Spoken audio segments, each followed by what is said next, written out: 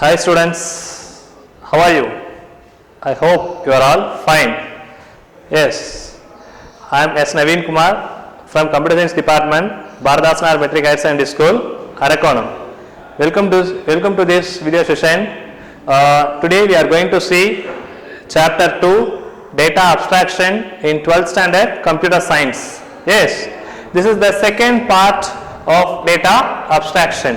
Already you know what is data abstraction. What is data? Data is a collection of raw fact. What is abstraction? Abstraction means it can take only the essential things. That is called data abstraction. Are you clear, students? Data abstraction means we can take the essential things to do a task. Yes. In this topics we can see rational numbers, list and tuples. This rational number is an example that can be implemented using ADT. Now, data abstraction. The data abstraction is a concept which is used to create an abstract data type. In this abstract data type, which is mainly used to consist of two parts. These two parts are constructor and selector. Constructor already you know in C++, and then the previous part, constructor is a basic part which is used to create an abstract data type. Constructor which is used to create an abstract data type because it can collect all the information from various sources. Yes, next one, selector. Selector which is used to retrieve the information from that particular object. That particular object is called ADT. Yes, are you clear, students? Data abstraction concept which is used for what purpose? Create an abstract data type. In this abstract data type consists of two parts that contains constructor and selector.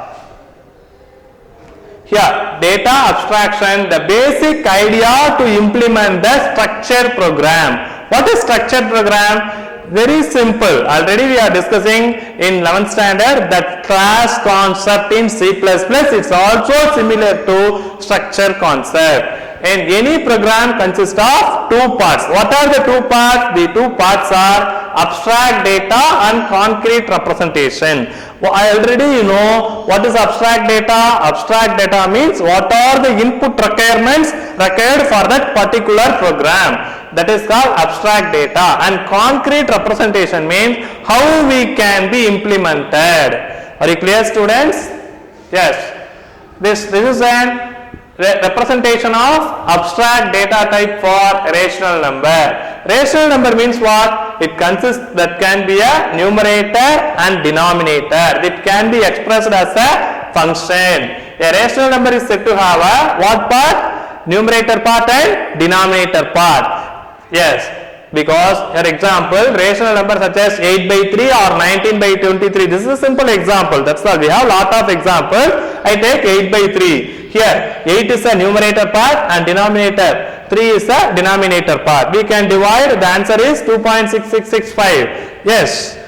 This representation, rational number can be represented as in ADT. Already you know ADT consists of what? Constructor and selector. How we can be implemented the rational number concept in constructor and selector. Yes, this is an ADT for rational number. You know the concept constructor. Constructor is a rational number with the numerator part and denominator part. Here, what is this?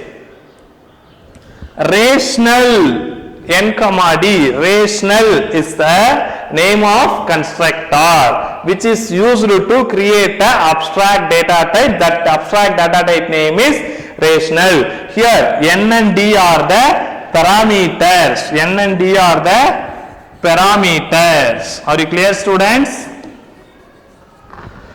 Next one, selector. What is the usage of selector? Selector is a function which is used to create which is used to retrieve the information from that particular rational number object. You know the constructor which is used to create an object. That is rational is a object. Here numer x is a selector function which is used to retrieve the information from that particular object rational numerator value. X represents the numerator value and denom is a function which is used to retrieve the denominator value. Here y represents the denominator value. Are you clear? This is the representation of rational number in ADT. Are you clear, students? Here, when we can design a program, this is which strategy is used. Very important 3-mark question, that is wishful thinking. And which strategy is used for designing a program? That strategy is called wishful thinking. Wishful thinking is a very simple concept. It's the formation of belief. Belief means nambikai, and making decisions according to what might be pleasing the imagine what we are thinking. We can thinking the expected output. That expected output can be based and then we can design a program instead of appealing the reality. That means we have some expectations. That expectations can be fulfilled. Are you clear, students? That expectations can be fulfilled based on our imagination. That imagination is called wishful thinking. This is the basic strategy for designing a program. Are you clear? Abstract data type. Here representation is unknown. That means how the data can be represented, that cannot be unknown to the programmer. It is a concept of independence of its implementation. Implementation there is no independent. Yes. And then concrete data type. Here representation is known. In this concrete data type, representation is known. CDT is a direct implementation. What is the procedure? That procedure can be implemented. That is called concrete data type. You know the main important 1 mark. Which one is unknown? ADT representation is unknown. Which one is known? CDT, that is concrete data type representation is known. Next one, we are entering the list tuples concept.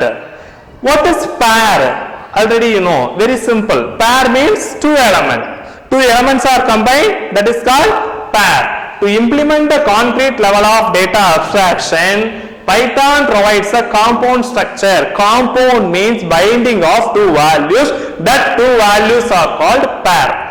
Okay. Pair is made up of list and tuple. List. Next we are discussing the concept list. Pair means binding of 2 values. Are you clear? Here, this is the basic examples for array, list and tuples. Array, it is a collection of homogeneous elements. All the elements are belonging to same type. Yes. In list, it is a collection of what? Heterogeneous element. That is, the elements should be differ. It is possible. Maybe in a list contain 1 floating value, 1 integer value, 1 string, 1 character, whatever it may be. But tuple, it is a heterogeneous element, but the element values are bounded, packed. That means tuples are immutable. That means unchanged. There is no change the elements. But list elements are mutable. That is, the values are changed. Very important concept. List elements are mutable and tuple elements are immutable. Next, we are entering the list concept. What is list? The element should be enclosed within square bracket. The same concept of array, but array consists of homogeneous element. The list consists of heterogeneous element. Placing an expression within a square bracket. All the elements, what are the elements present? Here, what are the elements present? That should be in square bracket. Here, this is an example. K is the name of the list. List name. K is list name. That K list can have 2 values. Why it is called as a list? That can be represented as in square bracket. Are you clear, students? and the list elements are changeable. It is possible to change, and already you know the list elements are heterogeneous. Yes, this is a string. This is what? Welcome is a string. And 3.14 is a what type of data? Float. And 5 and 6 are what? Integer type of data.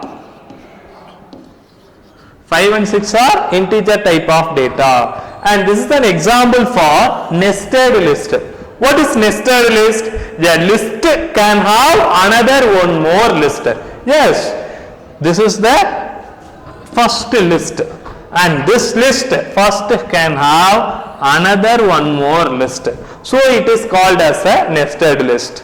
Are you clear, students? This is a very important 2 mark. You write the definition. Nested list means a list can have another one more list. That is called nested list. And then write an example. The nested list name. Here this example my list. My list is act as an example for nested list because the list can have another one more list. This list is treated as a single element.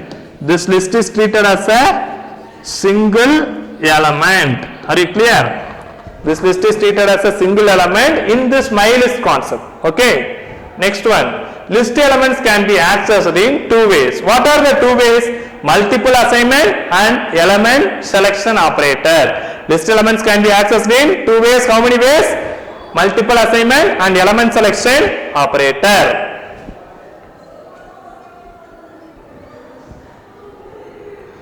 Next we are see multiple assignment. Here unpacks a list into the elements. Unpack means what? Bounded values can be splitted and stored in separate variable. Here LST is a variable name. LST is a list name. Name of the list. And 10, 20 are the values present in that particular list. 10, 20 are the values present in that particular list. That 10, 20 are bounded within square bracket that can be splitted and then assigned to the variable x, y. This is a multiple assignment because we have how many variables here? How many variables are there? 2 variables. These each value can be stored in separately. So therefore x equal to 10 and y equal to 20. Are you clear, students? This is an example for multiple assignment. Multiple assignment is very simple. The bounded value can be unpacked. That means splitted. Unpacked means we can split that bound value and stored separately. Are you clear?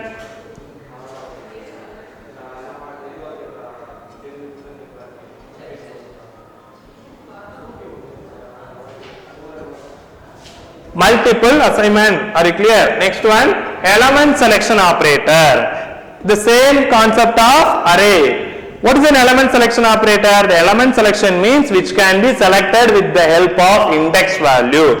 That means one element can be referred to the another element. Here the square bracket expression directly following another expression does not evaluate list value. Are you clear? In this statement, directly following another expression does not directly link the another variable. That means LST of 0, this 0 represents the first index.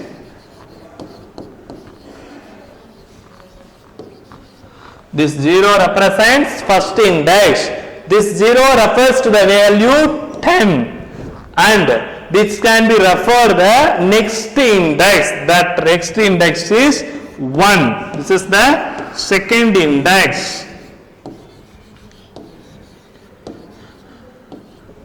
This can be referred 20. This is an element selection operator. Are you clear, student? This element selection with the help of index position, this is also similar to array concept.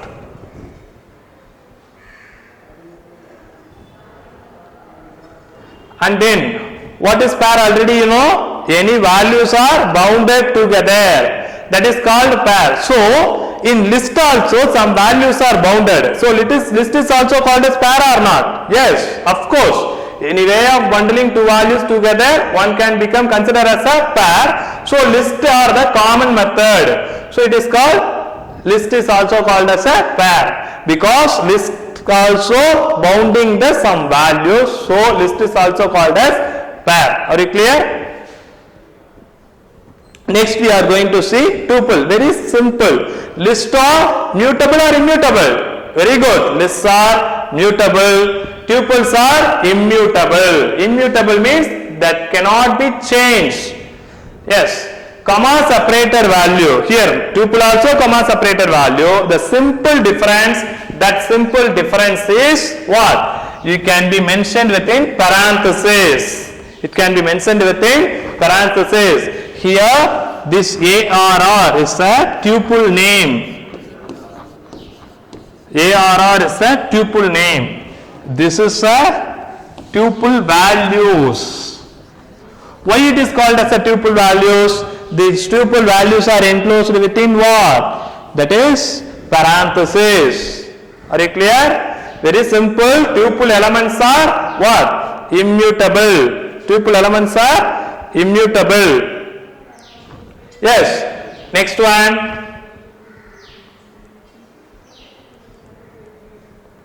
Representation of tuple as a pair. How can we represent the tuple as a pair? The same concept of indexing. NUMS is a what? Tuple name. It consists of two values. These two values are 1, 2. It can be referred with the help of index position. It can be referred with the help of index position. This 0 represents the first index and 1 represents the second index. This can be referred the value. So tuple is also called as a pair because this is a tuple. This tuple elements, how many values? Only 2. So it can be called it as a pair. This is data abstraction in structure. How we can be implemented the data abstraction concept in structure? Already you know this is similar to class. In 11th standard you have studied the concept of class. What is the usage of class? We can create a object, we can accessing the class element. In the same way in structure concept we can create an object, that is structure reference variable, which is used to accessing the element of structure. Which is, what is the usage of structure? Why we can call it a structure is abstract data type? Because the structure can take only what are the things we need. For example, I want to create a structure, that structure which is used for store the personal information of a particular student. That personal information, what are the requirements? Personal information means the student name, date of birth and parent name and blood group, these essential details. So what are the requirements we need to store? That only stored in that particular structure. So the structure is also called as a ADT. Are you clear, students? Why we can call it as a structure? When we can face a complex problem, in that situation a single person we can store, no problem. We want to store multiple number of students. For example, our students, we have computer science, 48 students are there. We want to store that 48 students record, we can use the structure concept. Yes. Here each and every student have a first name and last name and ID. That ID represents the unique ID which is used to uniquely identify a particular record, and email. Yes, these records can be represented as in structure. Next we are going to see how we can create a structure. This is the concept for creating a structure. Yes, here person,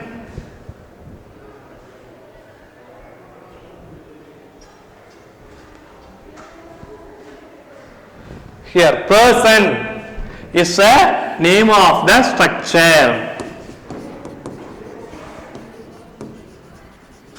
This is the name of the structure. This creation is a function. This is a constructor function.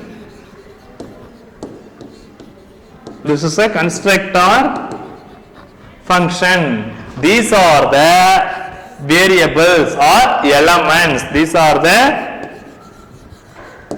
variables or elements of structure. What is it?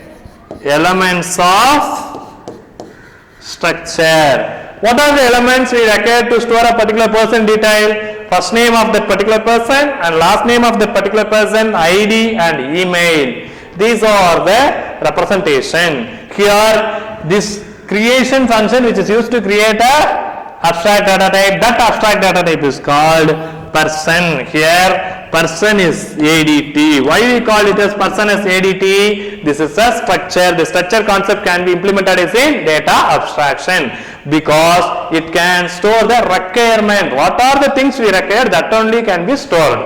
Yes.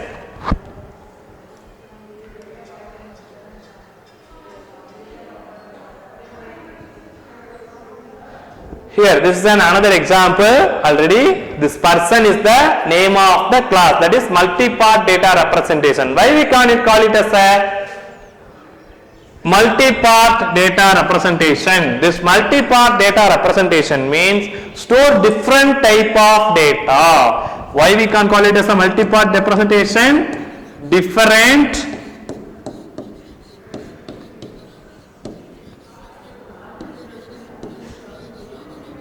types of data. Why it is a different types of data? Yes, first name is a string, belonging to string type. Last name is belonging to string type. Maybe ID is a numeric type. And email is also belonging to string type, but it consists of some special character is possible. Some special character is also possible. These are the variables of what? Belonging to that particular person ADT. Here this is a creation, is a function which is used to create, store the data. Are you clear, students?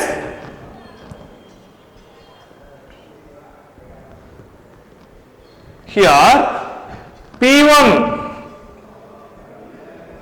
here P1 is the object, that is person is a ADT, that is a structure name. Person is a structure name. Person is structure name. P1 is object. We want to access the particular student with the help of P1.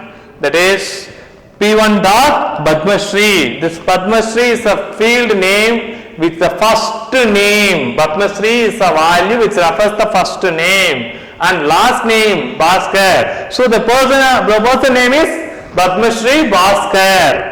And then ID. This ID is unique for that particular person. Who is that person? Padmashree Bhaskar have unique ID 99942221234. This is a sample ID. Is setting a field called value. This value is belonging to numeric. And email. For example, computerscience@gmail.com. This computer science is a name, at is a special character which specifies the domain name. Where we can store.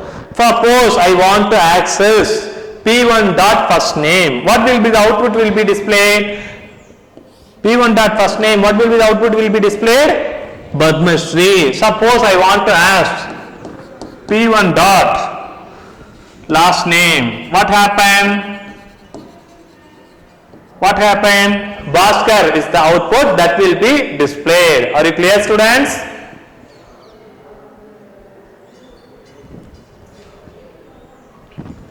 Students, in this session we have discussed what are the concepts. Rational numbers. That rational numbers can be implemented in how? Abstract data type. And previous data abstraction which is used to create a ADT. In ADT consists of what are the parts? Constructor, very good. Constructor and selector. What is the usage of constructor? Constructor is a function which is used to what? Create a ADT. This data abstraction have two parts. That two parts are constructor and selector. Constructor which is used to create a ADT. Selector is a function which is used to retrieve the information from that particular ADT. And rational numbers can be implemented as in where? ADT, and then list. What is list? List is a mutable or immutable? Very good. List is a mutable that can be changed. And tuple is a mutable or immutable? Very good. Tuple is a immutable. Okay. List elements are enclosed within square bracket. Tuple elements are enclosed within parenthesis. These concepts we are discussing today. Are you clear, students? Yes. And then study materials and your self-assessment question papers can be attached below link. Thank you, students.